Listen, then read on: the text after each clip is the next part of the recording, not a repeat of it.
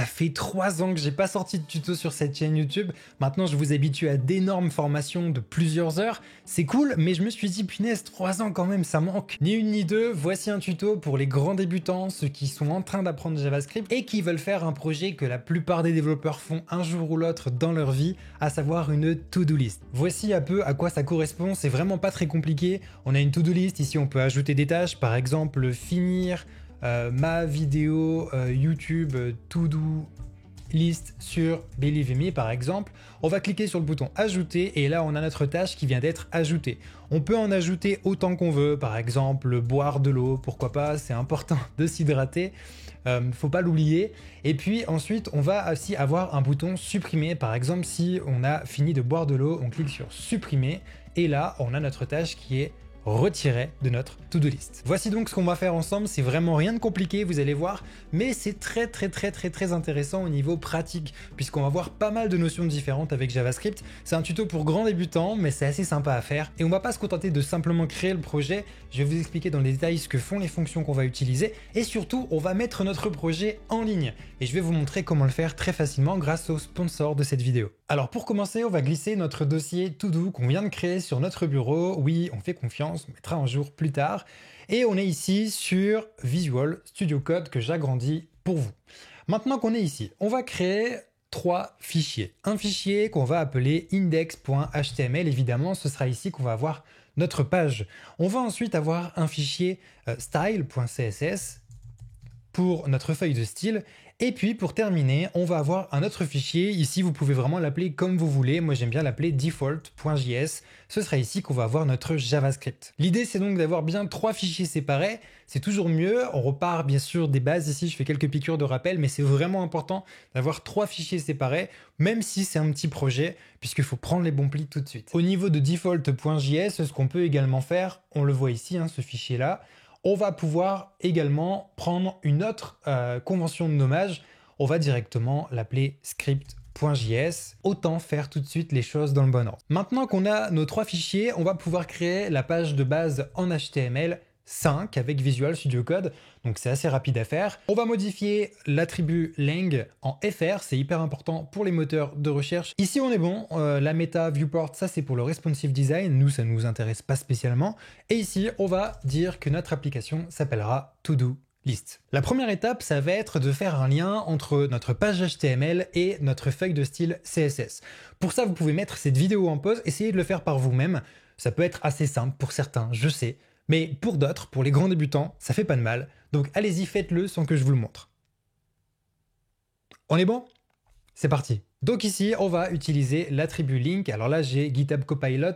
Ce qu'on va faire, c'est qu'on va le désactiver. C'est hyper intéressant, mais je viens de le désinstaller puisque vous ne l'avez pas normalement. C'est un petit utilitaire basé sur de l'intelligence artificielle, pour ceux qui ne le savent pas, qui aide à programmer un petit peu plus vite en devinant plus ou moins ce que vous voulez faire. Bref, c'est génial. Mais c'est pas forcément un outil que je vous recommande quand vous commencez parce que vous allez bêtement suivre ce que vous dit GitHub Copilot sans vraiment comprendre votre code. Et pour les grands débutants, c'est pas génial. Donc, on va le désactiver pour cette vidéo. Donc, maintenant que ça c'est fait, ici, on va faire notre lien Rail Style Sheet avec l'attribut href sur style.css. Maintenant que c'est fait, ici, on va avoir notre projet. On va avoir un lien également vers notre fichier JavaScript.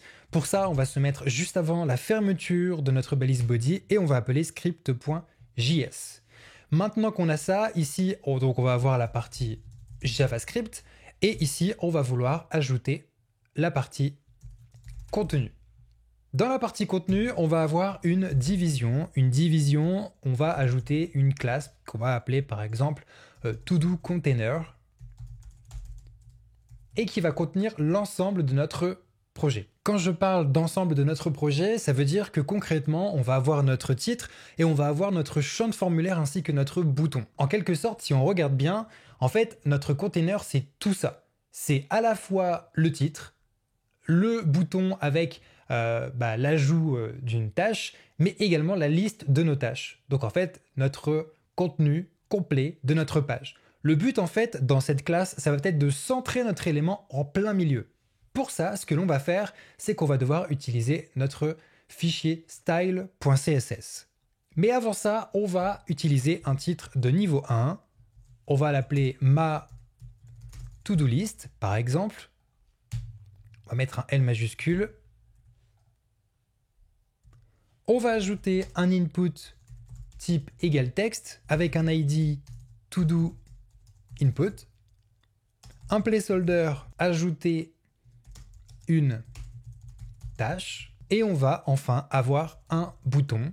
Pour l'instant, on ne va pas donner d'attribut et on va juste écrire ajouter.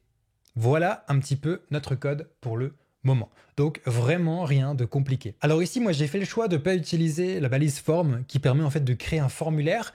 C'est quelque chose que vous pouvez tout à fait faire, c'est très simple à mettre en place. Éventuellement, on pourra couvrir ce sujet vers la fin de la vidéo. Là, votre but, ça va être depuis ce code-là, faire en sorte que l'on puisse avoir exactement le même résultat qu'ici. Donc, comme cela. Essayez donc, c'est votre challenge, de faire en sorte d'avoir cette apparence.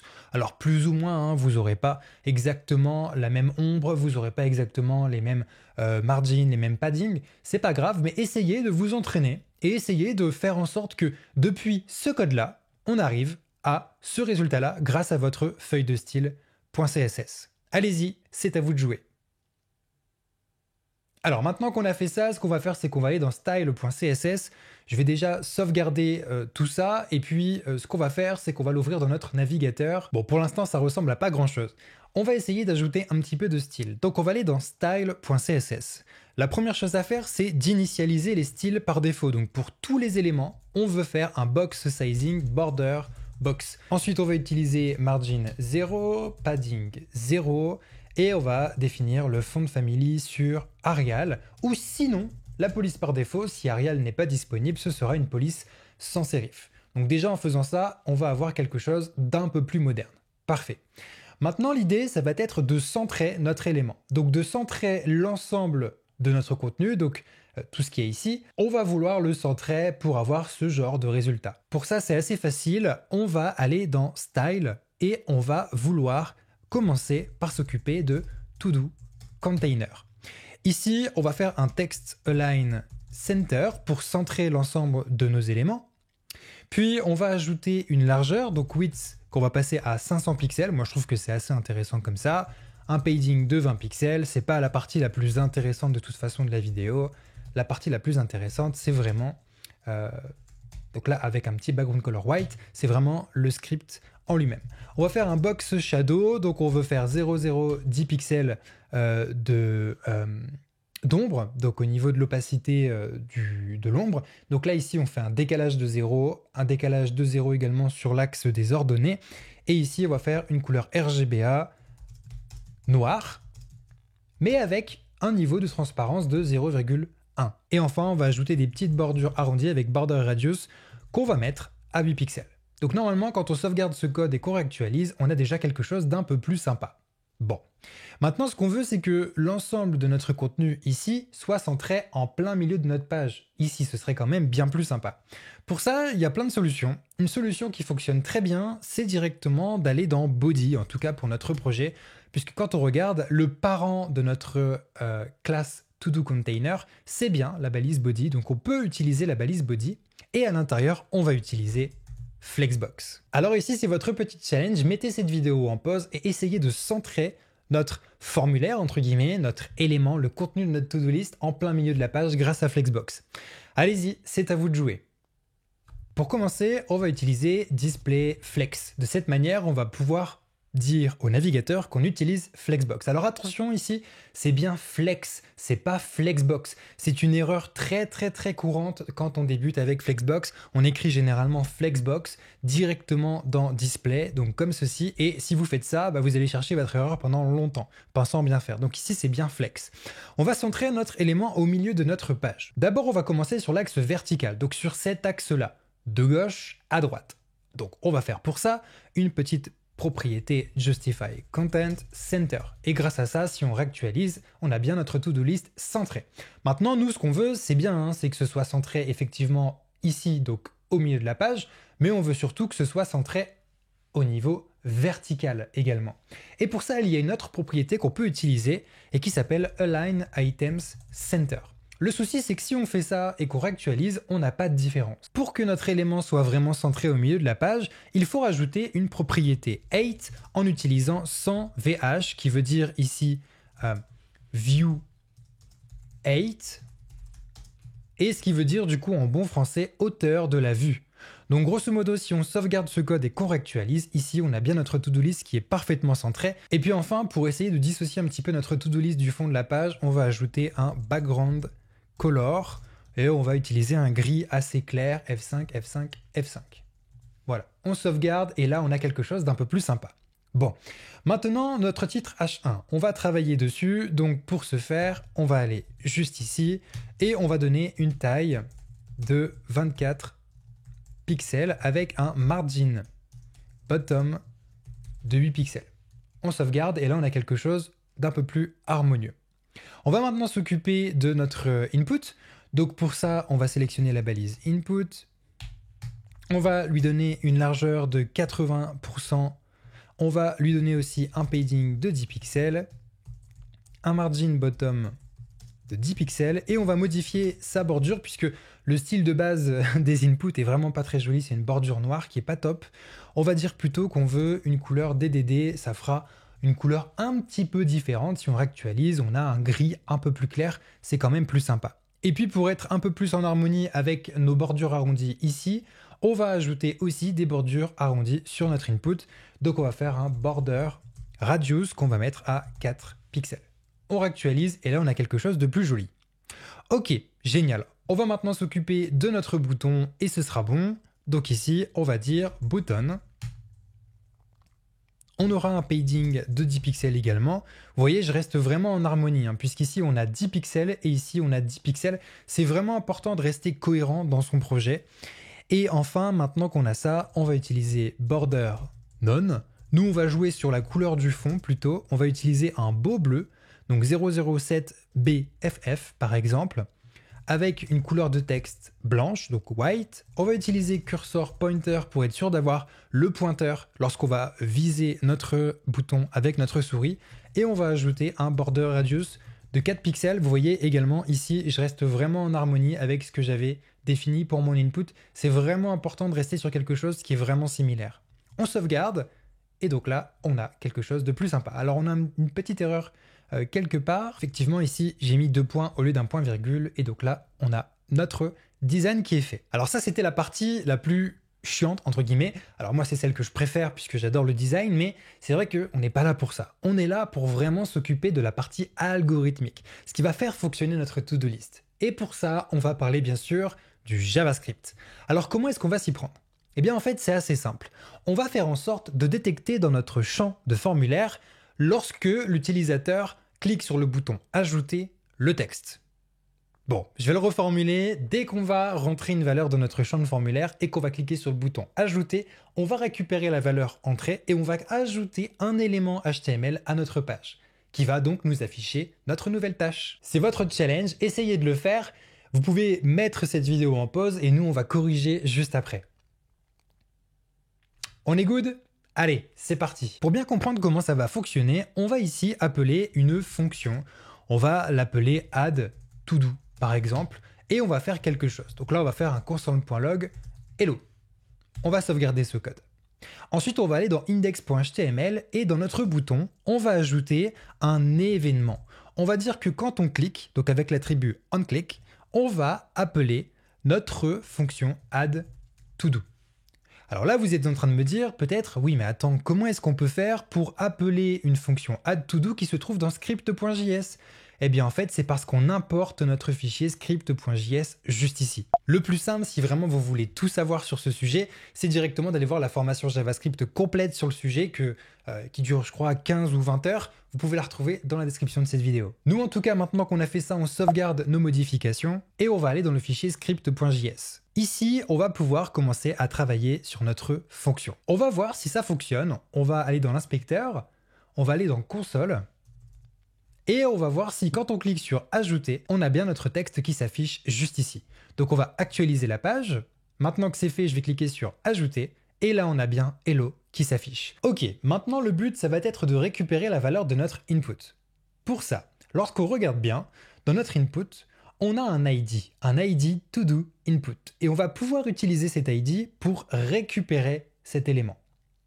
Donc pour ça, dans script.js, on va retirer le console.log et on va avoir une constante input. On va dire que ce sera égal à document.getElementById. Et l'ID de notre input, c'est bien sûr todo input. Maintenant que c'est fait, on va essayer de récupérer le texte. Et donc ce sera todo text. On utilise ici le camel case. Donc on commence bien sûr par une minuscule et chaque nouveau mot par une majuscule. Au contraire du snake case dans style.css, vous voyez ici on utilise bien des tirets entre les mots et tous les mots sont en minuscules. Donc ici ce que l'on va faire, c'est qu'on va dire que ce sera égal à input.value et on va même utiliser .trim, ce qui va permettre de supprimer les espaces. Donc concrètement, quelqu'un qui va ajouter un espace suivi de test, nous on va juste récupérer test. On va supprimer les espaces à l'avant et à l'arrière. Ok? Donc maintenant qu'on a fait ça, on va essayer de refaire un console.log de todo text pour voir si ça fonctionne bien. On réactualise la page, ici on va cliquer sur le bouton, on ajoute une tâche Believe Me, on clique sur ajouter et là on a bien notre texte qui apparaît. Merveilleux. Donc là on va avoir toute la partie récupérer la valeur. Ensuite, ce que l'on va faire, c'est qu'on va donc afficher notre donnée, mais ça, c'était pour nous, pour notre débugage. En tout cas, le plus important, c'est de réinitialiser le formulaire. Une fois qu'on a fait ce qu'on veut faire avec notre valeur, il faut qu'on réinitialise l'input. Pour ça, il n'y a rien de plus simple, on va juste dire input.value est égal à une chaîne vide. Et donc maintenant, quand on réactualise, si j'entre test, que j'appuie sur ajouter, mon champ se vide bien. Bien sûr, on n'a rien dans la console, puisqu'ici, j'ai retiré le console.log. Ok, ben super. Alors maintenant ce qu'on veut faire, c'est faire en sorte d'ajouter une tâche dans notre page. Pour ça, on va devoir quand même vérifier si la valeur n'est pas vide. Donc pour ça, on peut rajouter une autre vérification. On va dire que si todo text est égal à une shell vide, ce qui en théorie ne devrait pas pouvoir être possible, mais ça vous permet un petit peu de pratiquer et de voir comment ça fonctionne, on va juste utiliser return. Donc on va dire qu'on arrête la fonction ici. Voilà, c'est ce que ça veut dire. Ensuite, maintenant, on va essayer d'ajouter notre tâche à notre page. Pour ça, on va devoir ajouter un élément li. Donc en fait, ici, ce qui serait bien, c'est que quand on clique sur ajouter, on ait ensuite nos tâches qui soient affichées juste ici. Donc ici, on pourrait imaginer qu'on a une liste, donc UL, une ordered list, et qu'on rajoute pour chaque tâche un nouvel élément li. Alors, comment est-ce qu'on va pouvoir faire ça? Ici, on va avoir un ID qu'on va appeler todo list. Et ça va nous permettre, avec JavaScript, de récupérer cette balise et d'ajouter une nouvelle balise li à l'intérieur de notre page. On sauvegarde ce code. Maintenant que c'est fait, on peut aller dans script.js et donc là, on va aller récupérer la todo. Donc pour ce faire, on va avoir une constante todo list qui sera égale à document.getElementById et on va récupérer todo list. Alors je ne vous montre pas ici toutes les variantes qui sont possibles parce que ça va prendre beaucoup trop de temps sinon, mais typiquement ici vous pouvez également utiliser document.querySelector et rajouter un dièse devant et ça va fonctionner tout aussi bien. L'avantage de querySelector, c'est que c'est une propriété générique, enfin une méthode générique de l'objet document et qui permet de récupérer à la fois des ID, à la fois des balises comme on pourrait avoir avec par exemple input ou également des classes comme on pourrait avoir avec toDoContainer. Voilà, mais nous ici, on va vraiment utiliser getElementById par souci de cohérence. Donc là, en tout cas, on a récupéré notre to-do list. Ce qu'on va faire maintenant, c'est qu'on va créer une nouvelle tâche. Pour ça, on va dire qu'on a une constante li qui sera égale à document.createElement, li, et on va avoir li.textContent qui sera égal à toDoText. Donc ici, en fait, quand on fait ce genre de code, en output, ce qu'on peut avoir, c'est donc une balise li, et ici, on va avoir la valeur de toDoText. C'est vraiment exactement ce qu'on est en train de faire avec ces deux lignes de code. Ok ? Maintenant que c'est fait, le but, ça va être d'ajouter notre liste dans notre page. Pour ça, on va pouvoir faire quelque chose de très simple. On va pouvoir dire que dans toDoList, on va utiliser appendChild, qui va permettre donc d'ajouter un nouvel élément enfant à l'intérieur. Et on va ajouter notre balise li. Donc on peut sauvegarder ce code, on réactualise, Et si ici je tape Believe Me, que j'appuie sur ajouter, j'ai bien un nouvel élément qui s'ajoute. Si on regarde au niveau de l'inspecteur, on a bien UL juste ici et à l'intérieur on a un nouvel élément LI avec notre texte qui était dans notre input. Ok, parfait. Bon alors par contre là ici au niveau du design on n'est pas vraiment top, donc on va retravailler tout ça. On va aller dans style.css et puis on va dire que au niveau de nos listes non ordonnées, on va avoir un list style none pour retirer les petites listes à puces et un padding 0. Enfin au niveau de notre liste en tant que telle, donc de notre tâche, on va utiliser Flexbox ici. Alors pour quelle raison? Parce qu'on va avoir un bouton supprimé juste à côté. Donc on va faire display flex. On va vouloir utiliser justify content space between pour avoir d'un côté ici notre tâche et de l'autre notre bouton supprimé, ce qui sera beaucoup plus joli au niveau visuel.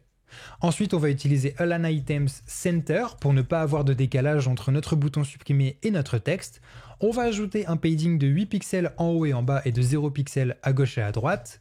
Et enfin, on va ajouter une bordure en bas de chaque tâche qui ressemblera, dans un souci de cohérence, à la bordure qu'on a définie. Vous voyez ici, on a bien DDD pour notre nouvelle tâche. Et si on regarde bien, c'est exactement la même couleur qu'on a ici pour notre input. Donc c'est vraiment par souci de cohérence, vous voyez, finalement on fait un petit peu de design également. Bon, ok, tout ça c'est fait. Maintenant on a quelque chose d'un peu plus sympa. Mais il ne faut pas oublier quelque chose, c'est que si on ajoute plusieurs tâches, on va avoir des décalages. Typiquement si je réactualise, qu'ici je écris test, ajouter, là, c'est pas très joli. En fait, ce qu'on veut, c'est une bordure entre nos éléments. Mais on veut pas avoir une bordure pour notre dernier élément. C'est pas joli. Donc, ce que l'on peut faire, c'est utiliser quelque chose d'un peu spécial. On va dire que les éléments de liste LI, lorsque ce sont les derniers enfants de leurs parents, last child, on va mettre border bottom none. En faisant ça, on est en train de dire à notre navigateur, si mon élément LI, c'est le dernier élément, tu retires la bordure du bas. Donc grosso modo, on est en train ici de réécrire la valeur de la propriété border bottom. Ok, on va tester ça. Donc là ici, je mets test, il n'y a pas de bordure, je rajoute une nouvelle tâche et là, on a effectivement une bordure. Pourquoi? Parce qu'ici, on est sur notre dernier élément de liste, donc on n'a pas de bordure. Mais là ici, on est sur un élément qui n'est pas le dernier de la liste. Donc on a bien notre bordure qui a été ajoutée juste ici. Ok? Bon, maintenant qu'on a fait tout ça, c'est génial, mais il nous manque notre bouton pour supprimer. Alors comment est-ce qu'on va faire? Ici, on ne va pas l'ajouter dans notre code HTML, parce qu'en fait, on n'ajoute pas non plus notre nouvelle liste à chaque fois. C'est-à-dire qu'à chaque fois qu'on va ajouter un nouvel élément, on ne va pas pouvoir modifier le HTML pour dire rajoute aussi le bouton supprimer. En fait, ça va se jouer au niveau de notre page script.js. Alors, comment on va faire? On va ajouter ici, ajouter un bouton supprimer. Donc on va avoir le delete button. Vous voyez que je mets toutes mes variables en anglais, qui sera égal à document.createElement, et là on va créer un élément button. On va ajouter du texte dans notre petit bouton, donc .textContent, on va dire que ce sera égal à supprimer. On va lui ajouter une nouvelle classe, donc on va faire delete button.classList qui permet de gérer les classes. On va utiliser add pour ajouter une nouvelle classe qui s'appellera delete button, ce qui nous permettra de styliser notre bouton avec par exemple un background color rouge, ce qui nous permettra de montrer qu'attention, cette action elle va avoir un effet qui peut être désastreux. C'est important. Mais voilà, ça va nous permettre de styliser notre bouton. Et enfin, on va faire un delete button.onClick pour préciser un petit peu comme ce que l'on fait ici avec notre onClick, qu'on va exécuter une certaine action quand on clique dessus. L'action que nous, on veut faire, c'est dire avec une fonction anonyme que l'on veut faire to-do-list.remove child. Et donc, on veut cette tâche actuelle. Donc, vous voyez ici, LI, ça correspond à la tâche qu'on est en train de créer. Donc, juste ici. Et to-do list, ça correspond à notre to-do list. Donc, on utilise bien append child pour ajouter un élément à une page et remove child pour supprimer un élément d'une page. Ici, on va ajouter quand même un petit commentaire, ajouter l'élément à la page. Voilà, c'est important d'avoir des commentaires. Il faut vraiment que vous preniez cette habitude dès le début. Donc là, ok, on a créé notre élément. Ici, on a créé un bouton. Ce qu'on fait actuellement, c'est qu'on ajoute notre nouvelle tâche, notre nouvel élément, dans notre to-do list. Mais le bouton, pour l'instant, on ne l'associe jamais à notre nouvelle tâche. Pour ça, ce que l'on peut faire, c'est tout simplement dire qu'on va avoir une association, donc associer le bouton avec l'élément. Donc on va avoir li.appendChild, on va ajouter un élément dans notre liste et on va ajouter l'élément delete button. On peut maintenant sauvegarder ce code. Si on réactualise, qu'on écrit test, on appuie sur ajouter, on a bien notre bouton supprimé. Alors le souci, c'est qu'actuellement c'est pas très joli, donc on va aller dans style et on va ajouter une classe qui va s'appeler delete button. L'idée ici, ça va être d'avoir un background color rouge, donc on va utiliser FF4D avec une couleur blanche pour faire ressortir le texte, border non cursor qu'on va mettre à pointer, et on va utiliser également border radius 4 pixels avec un padding de 5 pixels en haut et en bas et de 10 pixels à gauche et à droite. On peut sauvegarder ce code et là déjà on va avoir quelque chose de plus joli. Alors, on réactualise. Alors, est-ce que je n'ai pas fait une petite erreur? Delete button. Et ici, effectivement, j'ai mis btn. Donc, on va dire delete button comme ceci. Il faut bien que le texte que vous mettez ici, donc la classe delete button, ce soit égal à la classe que vous avez déclarée dans votre fichier. Donc là, si on réactualise, je réécris test, ajouter, et on a bien notre bouton supprimé. Alors, ici, on pourrait optimiser le code de plein de manières différentes. Je vais quand même vous montrer une petite optimisation, notamment pour les boutons. Si on regarde bien, la classe delete button qui est juste ici avec notre élément button qui est là, on a quand même quelques petites choses qui se répètent. On a notamment au niveau des border radius, au niveau de la propriété pointer, au niveau de la couleur, et puis au niveau aussi de border juste ici, on a vraiment exactement les mêmes propriétés. Il y a juste la propriété padding qui est un peu différente. Donc en fait, ce que l'on pourrait faire, c'est directement avoir une classe button qui est juste ici, et on va reprendre les propriétés qui sont communes à nos deux classes. Donc toutes ces propriétés-là. OK, comme ceci. Et là pareil, color, border, cursor et border radius, on va pouvoir les retirer. Donc finalement, les seuls éléments de différenciation pour button, c'est ceci, et pour delete button, c'est ici. Et ce que l'on va faire, c'est qu'ici, on va dire, par exemple, add, la classe add, et ici, la classe delete. On sauvegarde ce code. Alors là, du coup, ce qu'on va faire, c'est qu'on va devoir modifier notre code HTML. On va dire que dans button, on va ajouter la classe button et la classe add. Comme ça, on va avoir toutes les propriétés de la classe button suivies des propriétés de la classe add. Pareil dans notre code JavaScript, ici, on va dire que l'on va ajouter la classe button et on va aussi ajouter classe list add la classe delete. Et donc on sauvegarde ce code. Si maintenant on réactualise, qu'on écrit test, on voit que notre bouton fonctionne bien et ici on a exactement le même style pour le bouton supprimer. L'avantage, c'est que si demain vous décidez que vos border radius doivent être non pas de 4 pixels mais de 10 pixels, plutôt que de le modifier dans deux endroits différents, vous le modifiez sur un seul endroit. Ici ça a bien été modifié et quand on regarde, ça a aussi été modifié pour le bouton supprimer. Ok ? Donc voilà, ça c'était pour la petite optimisation. Bien sûr, niveau optimisation, on voit tout ça dans la formation complète sur JavaScript. Ici aussi, attention, il y a eu une toute petite erreur. On n'utilise pas onClick comme pour l'élément HTML qu'on a juste là, mais quand on le définit dans le JavaScript, tout est en minuscule, donc pensez bien à mettre un C minuscule dans onClick. C'est hyper important. Et donc maintenant, on va pouvoir tester notre projet. Donc là, si on réactualise et qu'on écrit par exemple finir notre to-do list, on clique sur ajouter et quand on clique normalement sur supprimer, on a bien la tâche qui est supprimée. Voilà donc pour notre to-do list qui qui a été créé. Félicitations, je pense que vous pouvez être super fiers de vous. Mais le plus important maintenant, c'est d'en faire bénéficier tout le monde. On pourrait faire en sorte de le mettre en ligne très facilement. Pour ça, il y a plein de sites qui sont disponibles, plein d'hébergements possibles.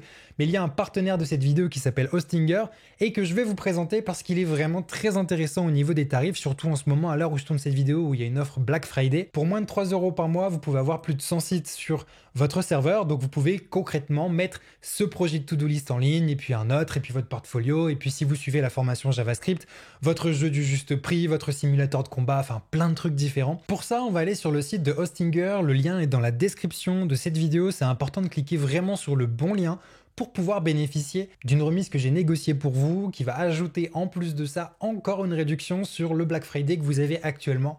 Donc là, le Black Friday plus le coupon que j'ai négocié pour vous, je pense que ça peut faire des heureux. Ce que je vous recommande, c'est vraiment d'utiliser ce plan-là. Donc directement depuis la page d'accueil, vous descendez et vous avez le plan Business qui vous permet de mettre jusqu'à 100 sites web. Et la principale différence comparée au plan Premium, c'est au niveau du nombre de stockage. Franchement, pour 1 € de plus, vous vous assurez pendant plusieurs années un espace de stockage largement adéquat qui ne va pas vous freiner plus tard. Donc ça, c'est vraiment hyper intéressant. Donc moi, ce que je vous propose par rapport à tous ces plans, c'est vraiment de sélectionner le business. On voit que grâce à l'offre du Black Friday, si vous prenez sur une durée de 48 mois, c'est vraiment d'ailleurs ce que je vous recommande. Généralement, quand on met un projet en ligne, c'est jamais que pour une semaine ou un mois. C'est vraiment pour un maximum de temps, surtout quand vous mettez 100 projets en ligne. Donc autant prendre 48 mois puisque voilà, 4 ans, c'est assez cool, ça vous laisse voir venir, ça vous laisse progresser, ça vous laisse mettre vos projets en ligne. Et puis, finalement, ça vous permet de bénéficier du meilleur tarif. Mais c'est pas tout, parce que face à ce tarif, on a encore mieux. Si vous allez dans la partie code promotionnel et que vous ajoutez Believe in Me, au lieu de 167 €, vous allez régler 150 €. Donc ça vous fait économiser 17 € de plus. Et donc là, si vous rationalisez 150 € sur 48 mois, ça vous fait à peine 3 € par mois pour un nom de domaine plus de 100 sites. Enfin, je trouve ça vraiment génial. Et puis au pire, que ce soit entre vous et moi, si vous n'êtes pas satisfait, vous pouvez demander un remboursement les 30 premiers jours. Donc voilà, je pense que vous n'avez pas grand chose à perdre. On clique sur continuer. Ici, vous allez devoir vous créer un compte et vous allez devoir payer votre hébergement. Une fois que c'est fait, on est directement redirigé sur le tableau de bord. Donc une fois qu'on a réglé, mais encore une fois, pensez bien à ajouter votre coupon. C'est vraiment hyper important. Vous ne pourrez pas le réclamer plus tard.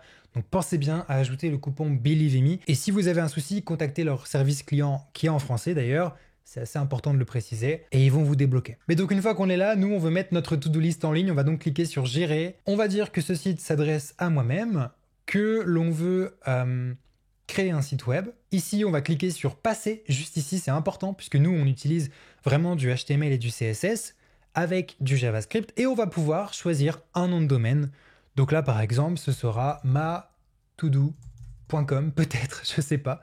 C'est disponible, ok, génial.